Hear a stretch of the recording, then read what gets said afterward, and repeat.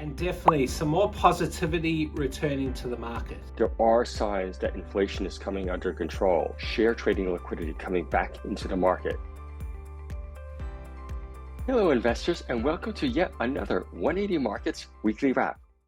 Well friends, today we are going to discuss this week's market rally and whether it will last. Shaun will also take a further look into all the big movers, shakers, and capital markets activities, and again, determine what does it mean going forward.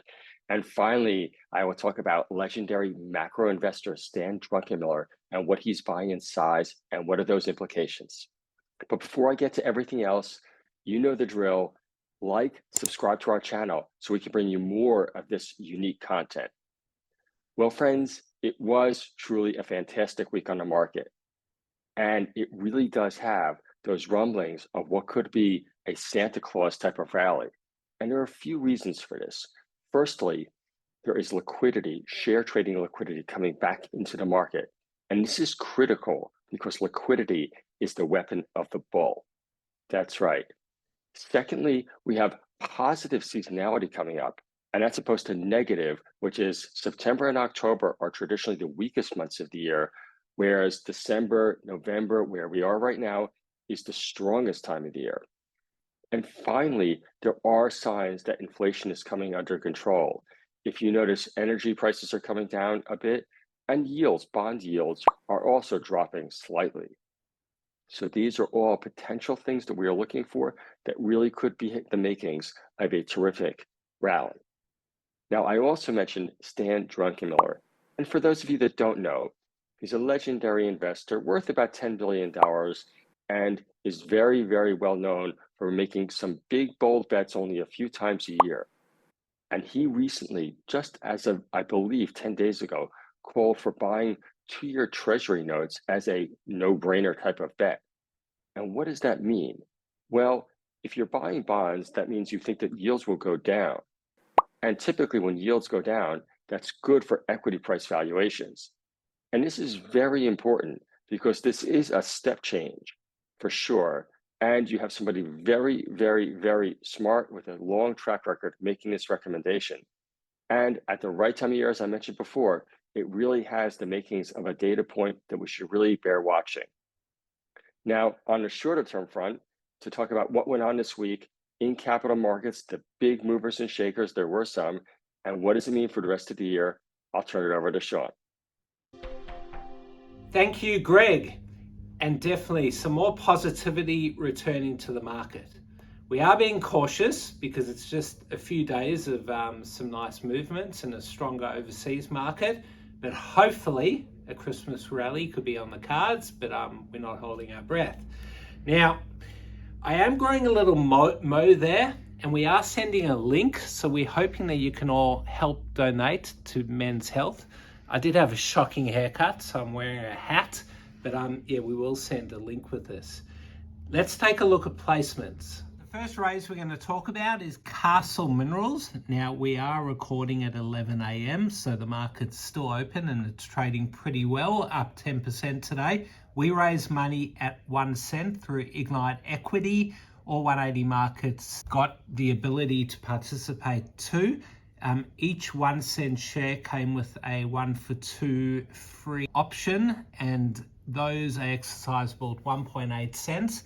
And they will be listed. Let's take a quick look at the chart. So this is a very interesting graphite play, and hopefully the bottom has been reached.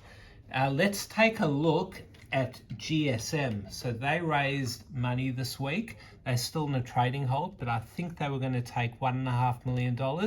Let's just look at that 10-day chart. So this share has moved quite a bit around, and the day before the capital raise, they made some pretty positive news, and they ended up raising money at 1.7 cents, which was a massive discount, and each share came with a free 5-cent option.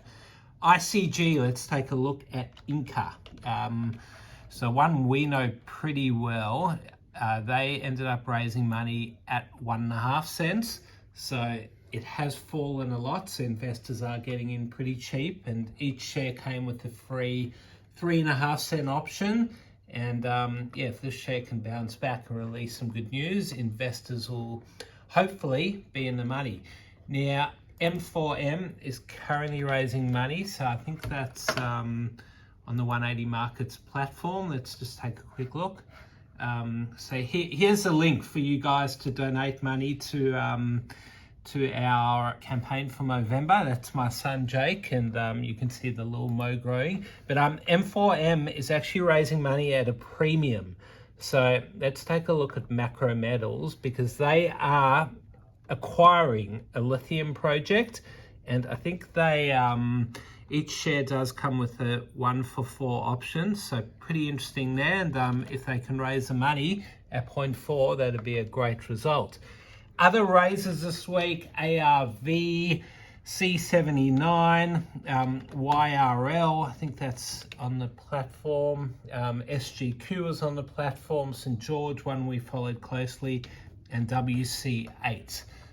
They're trading down. What was the deal price, camera girl? 76 cents. 76. They raised 100 mil. Cool. Movers this week. IPT, let's take a quick look. IPT had positive scoping study on their Lake Hope project. This is one that we helped raise money for about 6 months ago. Trading pretty nicely there. They did release some pretty sexy numbers there on their Lake Hope project, and yeah, hopefully it's onwards and upwards for IPT.